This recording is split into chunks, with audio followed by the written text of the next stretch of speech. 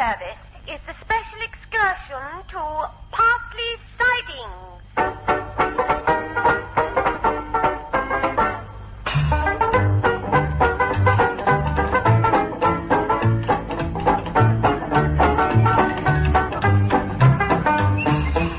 Welcome to Parsley Sidings with Kenneth Connor, Liz Fraser, Ian Lavender, Pat Coombs, and as the station master, Arthur Lowe.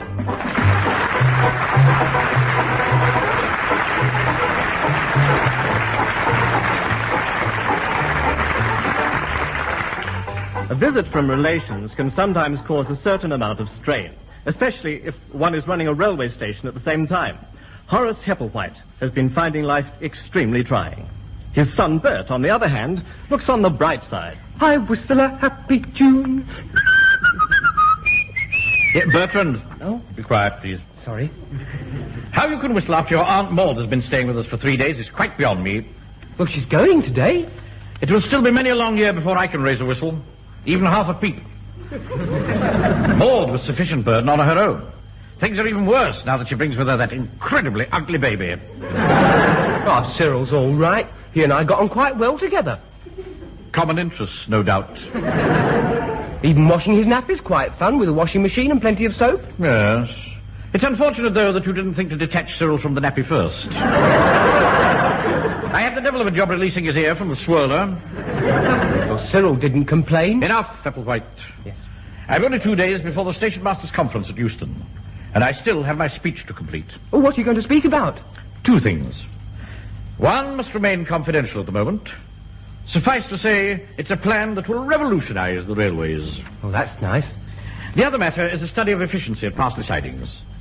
And it is that which brings me to your booking hall. Oh? How long does it take you to stamp out a ticket? Well, it depends. That time I caught my braces in the machine, it took me 2 hours.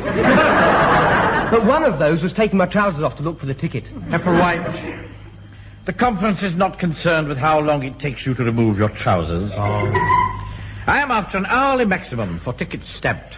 Well, my record's 99 tickets and a thumb. I see.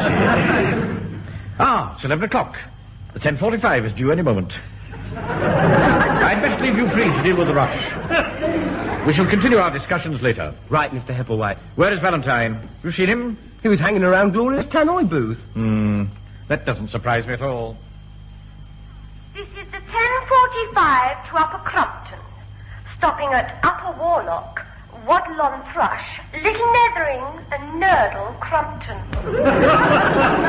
Cool. Nice, Gloria. Wow. The way you said Waddle-on Thrush, cool.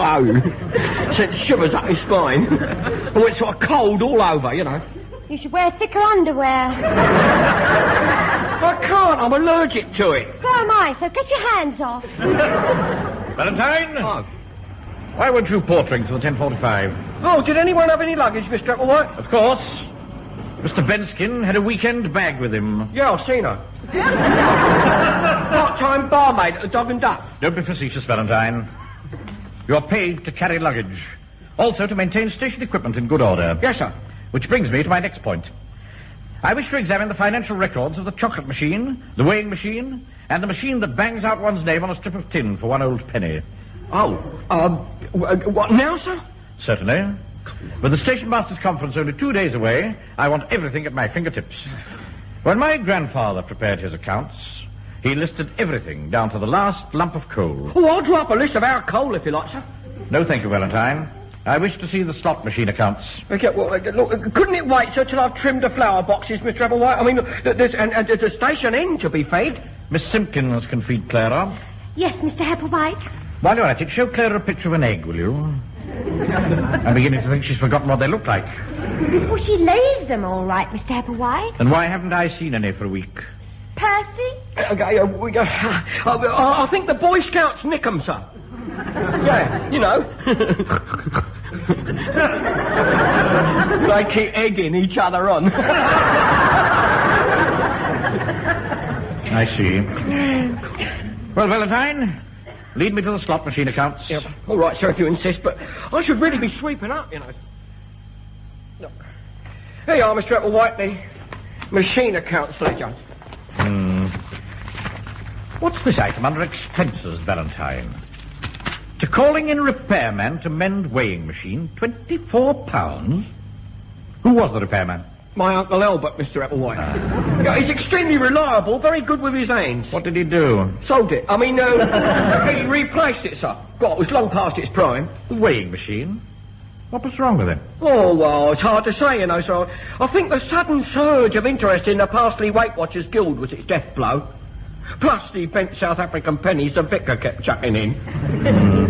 I'm not altogether satisfied, Valentine. Oh. Mr. Hepplewhite, your sister's here to catch the train to London. Here I am, Horace.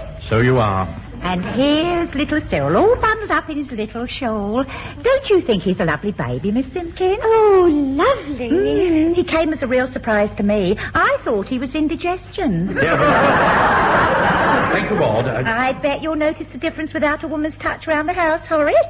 Oh, see if you've washed behind your ears now. Oh, Maud, really? Oh, he was terrible as a boy, Miss Simpkins. Used to poke his finger up his nose. Attend to my sister's bags. Eh? Oh, yes, Mr. Applewhite. That big one, that's a bit heavy. It's got my plaster ducks in it. I take them everywhere, you know. Hang them on the wall and I really feel at home. Don't you think they made a difference to your living room, Horace? Oh, they certainly did. And I'm sure Bertrand and I will have many happy hours filling in the holes they've left in the wall. Oh, the train. Quickly, Maud, let's go outside. We don't want you to miss it. I wish I could have stayed longer, Horace, but I must get back to Yarmouth. Harold will be missing me. It was a great disappointment to Father that you married outside the railways, Maud. Harold is in a very safe occupation.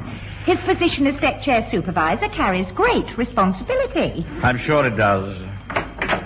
Put my sister's luggage in, Valentine. Be careful with the potted plant. In you go, Maud. I advise you to face the engine. It's better for the liver. Oh, Horace, tell Bertie I forgive him for putting Cyril in that washing machine. I will. Oh, and don't forget to change your socks every day. And always carry a clean handkerchief. Yes, Maud. Oh, and make sure he wears his pullover, Miss Simpkins. You know what he's like with his hat. Oh, try, Mrs. Smallpiece. And don't forget your prayers every night, Horace. And not always to St. Pancras. Wonderful visit. Goodbye, Maud. Bye. Did you really poke your finger up your nose, Mr. Applewhite? We shall return to the waiting room and resume our study of the accounts. Yes, sir. I beg your pardon, Valentine? It wasn't me, sir. Hello. Maud's left something behind. Some sort of bundle. What is it? Oh, my goodness. She can't have done. Not Cyril. She has. What do you think, Mr. Applewhite? Left luggage or lost property?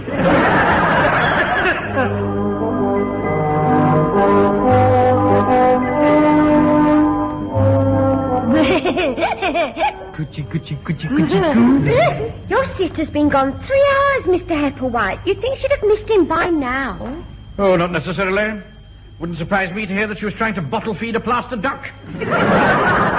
There's an absent-minded streak in some branches of our family. I can't understand it. Cyril won't take his dummy. Try offering it to his other end. See what I mean by absent-minded, Miss Simpkins?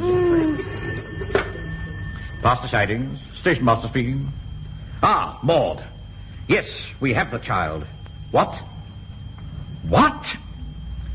Really, Maud, you can't do this. It's most unreasonable.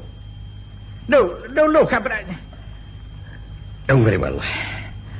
But I look askance at it. What's happened? Maud cannot collect the child for 48 hours. She's asked me to look after him until Friday morning. She says she's sure that I won't mind. Sounds like an interesting job, eh? I'm glad you think so, Valentine, as it will fall mainly upon you. What? It's quite out of the question for a station master to look after a baby. I'm preparing for Thursday's conference. Mr. Hepplewhite, Cyril's chewed up his dummy. Rubbish, Applewhite. He hasn't got any teeth. Nor is my gran. You should see her get through a plate of walnuts. Try putting your finger in his mouth. Righto. Ow! Oh, she spits out the shells like bullets, she does. She wounded 3 people at a Christmas party. Oh, let me have a go. Hello, Cyril. Coochie, coochie, coochie. Pretty baby. Oh, let Auntie Gloria sing you to sleep then. Hush-a-bye, baby, on a treetop. When the wind blows, the cradle will roll.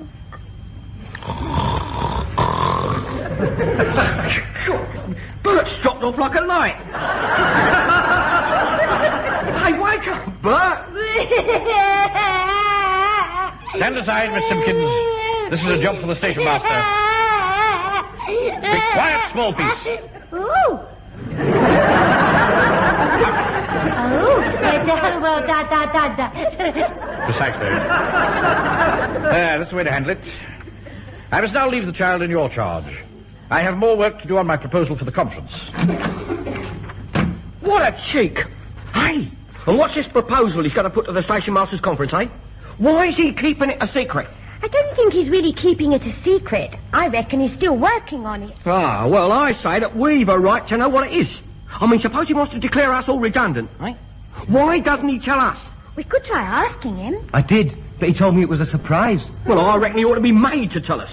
A show of militancy. That'll come in useful. Ooh. Yeah, an iron man to go up to him as our spokesman and demand to be told what's what. Good idea. Well done, Bert. Make sure he gives you an answer. Bert can't go. You know how nervous he gets with his father. Why don't you do it? Oh, please, he won't tell me. He thinks I'm dishonest, that I'd use it for my own advantage. And he's right. I've got it. Bradshaw. There's a man that Mr. Hepplewhite respects. That's it. I mean, any man who's been running a signal box as long as he has is bound to have some pull. What? Oh, come on. Let's go and see him now. We can take Cyril with us. Right.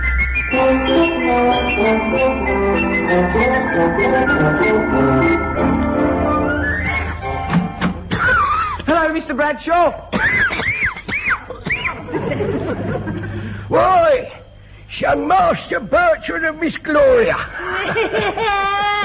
Hey, hello, what's this? It's Cyril. A seal, eh? They swim around in the Arctic, you know, with the penguins. No, it's a baby. Let's have a look at its whiskers. Here, this seal ain't a seal. It's a baby. Yeah, I recognised it instantly. I was one myself, you know. That's how I know there's no tusks. It's one of Bert's family. Well, a little human being. Wow. Oh, does that mean that you and Master Bertrand here have been one? Good heavens, no.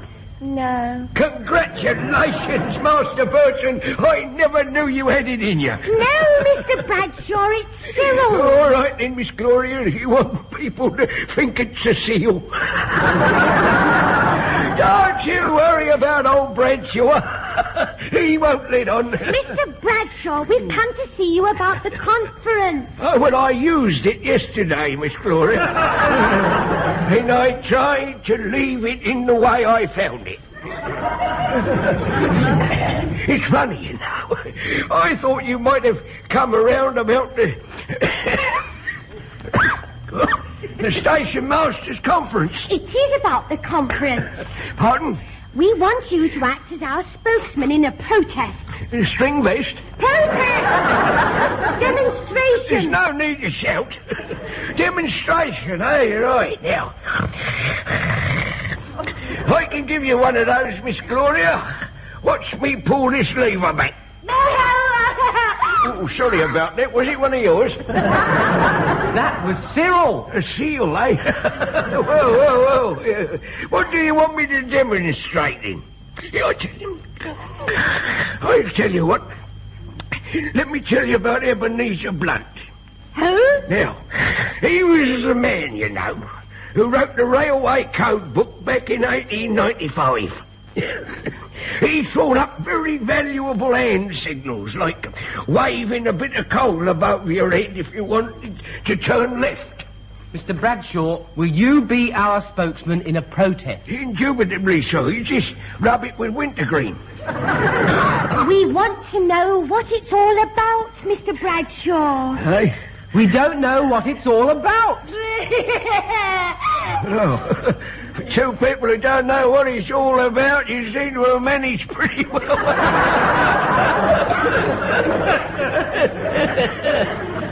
A seal, eh? Oh, it's the station master's conference. Yeah, well, if you ask me, you know, it all started with the Kaiser having custard in one ear and a sponge cake in the other. All right. Why did the Kaiser have custard in one ear and a sponge cake in the other?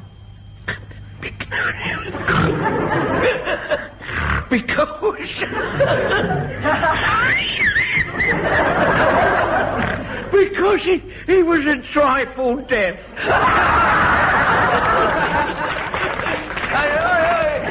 Well, you're going already. I think we'd better, Mr. Bradshaw. It seems you can't help us with our problem. Yeah, well, just rub it all over with a raw onion. Congratulations on having a seal. Bye-bye.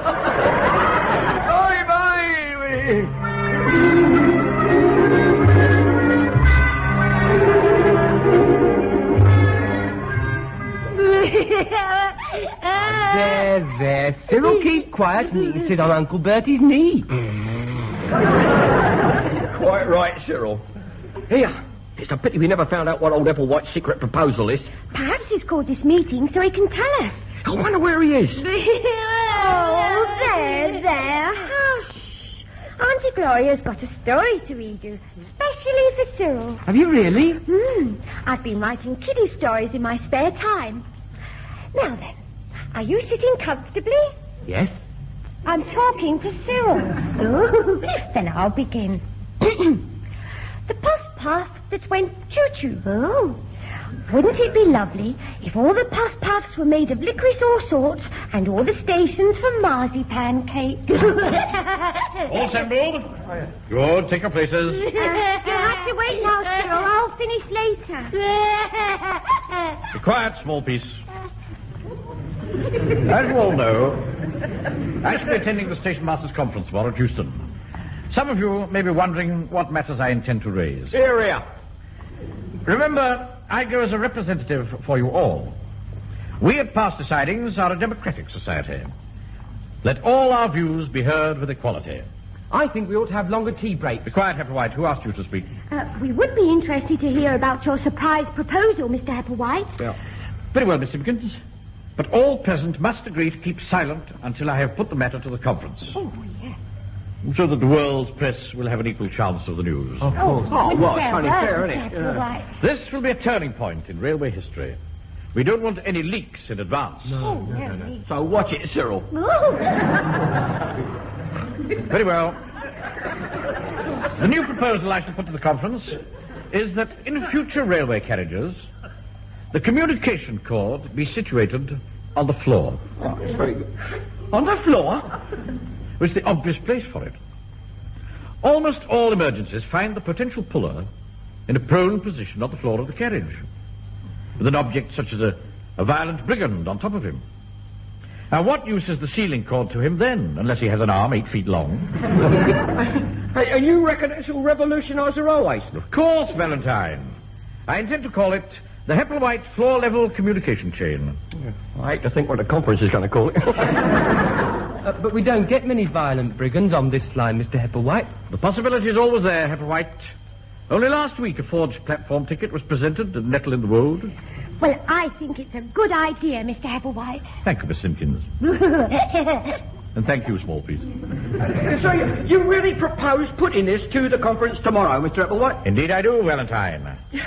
But you don't reckon that they'll laugh, Mr. Applewhite? Good heavens, no. And even if they do, I comfort myself that they laughed at Macmillan and his wind of change. He was a very funny comic, Mr. Hepplewhite, even if he was a bit rude. Macmillan, Hepplewhite, not Max Miller. Now, while I'm away at the conference, I expect you all to take very good care of Cyril. However, I'm sure he'll give you no trouble. He's been very quiet of late.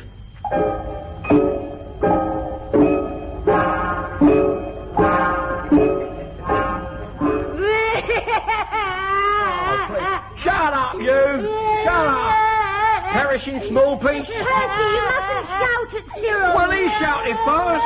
God, dear, 3 hours ago and he ain't stopped yet! Oh, please! God, I've a good mind to phone up the Guinness Book of Records.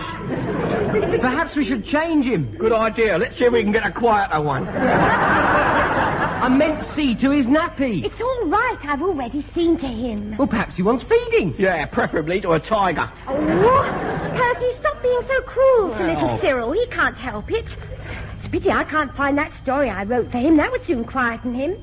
It's the story of the puff-puff that went choo-choo and how he dreamed that all the stations were made of licorice all sorts. Oh, and do you see this as a major contribution to the modern novel? I had it yesterday, and I don't know where it's got to.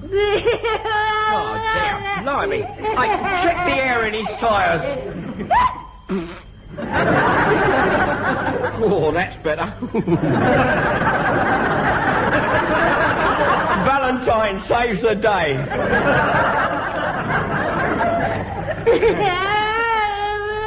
Oh, stop. I can't take much more of this. Perhaps we should rock him to sleep. Okay, I'll go out and get some rocks. Oh, Percy, how can you talk like that? Well, look, we can't go on like this, can we? You'll ball the place down. Oh, if only Mr. Hepplewhite were here. He seems to have the knack of shutting Cyril up. Yeah, well, he's not here, so you better take Cyril to him. You mean take Cyril up to Euston? Interrupt the conference? Yeah, you'll be doing old Hepplewhite a favour. I mean, once he starts rabbiting on about laying on the floor to pull the chain, I mean, whoa, what? I mean, they'll have the men in the black ambulance around for him, won't they? Well, Percy's right, Gloria. All that screaming's bad for the child.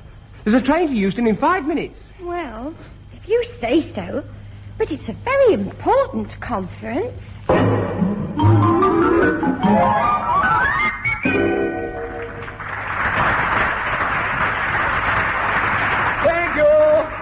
Thank you, the delegate from Upper Shorthouse. We shall certainly consider your plea for a change of name. And we regret the misprint in the timetable. And now, please, we shall hear from the station master of one of our smaller stations. But for all its smallness, one of our largest in tradition, as all our small stations are. That is not to say, of course, that our large stations aren't also large. They are, yes. And I call on Mr. Horace Hepplewhite from Parsley Sidings. Thank you, Mr. Chairman. Actually, the name is Parsley. Oh, I'm sorry. Mr. Horace Parsley of Hepplewhite Sidings. Mr. Chairman, fellow station masters, gentlemen. As representative of Parsley and Pottersall, I have a proposal to make which I am sure will substantially improve the working of the railway system we all know and love. Hear, hear. Thank you. If my suggestion is adopted, the special problems of passengers with short arms will be considerably eased.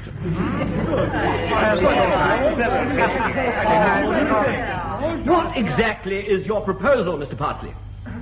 My name is Hepplewhite, Mr. Chairman, and my proposal is this. Excuse me, my papers seem to have got out of order. Yes. My proposal is this.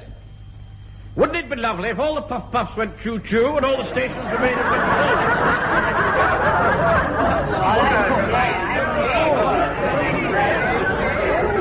What was that, Mr. Hepplewhite? I'm sorry, a slight misunderstanding. I seem to have got the wrong... Excuse me, there's a steward making signals. We'd better hear what it is. Sorry to interrupt, sir, but there's a young lady outside who says she must see Mr. Hepplewhite. Is it urgent? Oh, yes, sir. She says he's responsible for the baby she's carrying.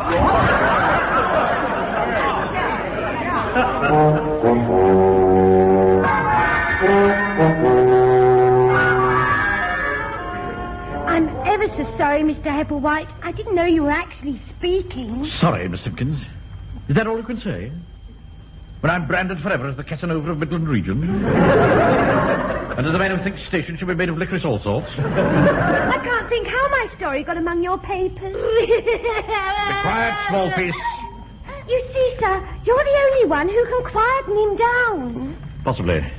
But if his mother doesn't collect him in the next hour, I intend to stick a stamp on his nappy and run him down to the post office. It wasn't Cyril's fault, Mr. Hepplewhite. No, it was Valentine's, and when I lay my hands on him... Hepplewhite. Who? Oh, Mr. Chairman, sir. I hope my explanations reached you. I apologize again, sir. What's that? Oh, that's most kind of you. Yes, sir. Really? Yes, sir, I'd be delighted. Tomorrow? By all means, I'll be there. Yes, indeed. Goodbye, sir. That was the chairman of the conference, Miss Simpkins. Really, sir? Yes. He seems quite pleased with me. Never. He's accepted all my explanations and he's asked for my help. He was most impressed by the way I shut Cyril up. Apparently his baby keeps the household awake all night. And he wants me to teach him the knack. Oh, congratulations, sir. The doctor spoke of Parsley Sidings. Well done, small piece. I think you may grow up to be a true son of the railways. Choo, choo, choo. Puff, puff.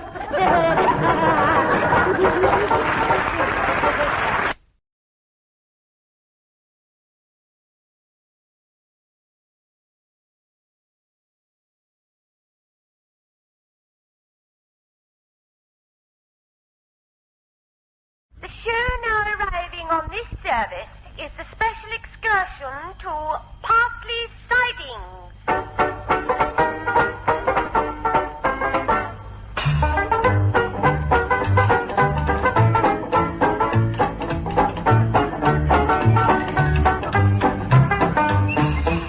Welcome to Parsley Sidings with Kenneth Connor, Liz Fraser, Ian Lavender, Pat Coombs, and as the station master, Arthur Lowe.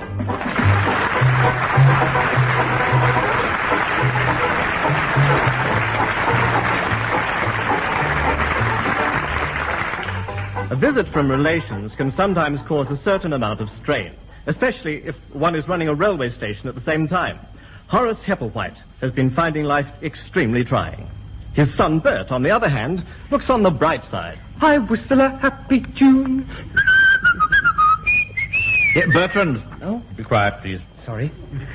How you can whistle after your Aunt Maud has been staying with us for 3 days is quite beyond me. Well, she's going today. It will still be many a long year before I can raise a whistle. Even half a peep. Maud was sufficient burden on her own. Things are even worse now that she brings with her that incredibly ugly baby. Oh, Cyril's all right. He and I got on quite well together. Common interests, no doubt. Even washing his nappies quite fun with a washing machine and plenty of soap. Yes. It's unfortunate, though, that you didn't think to detach Cyril from the nappy first. I had the devil of a job releasing his ear from the swirler. Well, Cyril didn't complain. Enough, Hepplewhite. Yes. I've only 2 days before the station master's conference at Euston, and I still have my speech to complete. Oh, what are you going to speak about? 2 things. One must remain confidential at the moment. Suffice to say, it's a plan that will revolutionize the railways. Oh, that's nice. The other matter is a study of efficiency at Parsley Sidings. And it is that which brings me to your booking hall. Oh? How long does it take you to stamp out a ticket? Well, it depends. That time I caught my braces in the machine, it took me 2 hours. But one of those was taking my trousers off to look for the ticket. Hepplewhite, the conference is not concerned with how long it takes you to remove your trousers. Oh. I am after an hourly maximum for tickets stamped. Well, my record's 99 tickets and a thumb. I see. It's 11 o'clock. The 10:45 is due any moment. I'd best leave you free to deal with the rush. We shall continue our discussions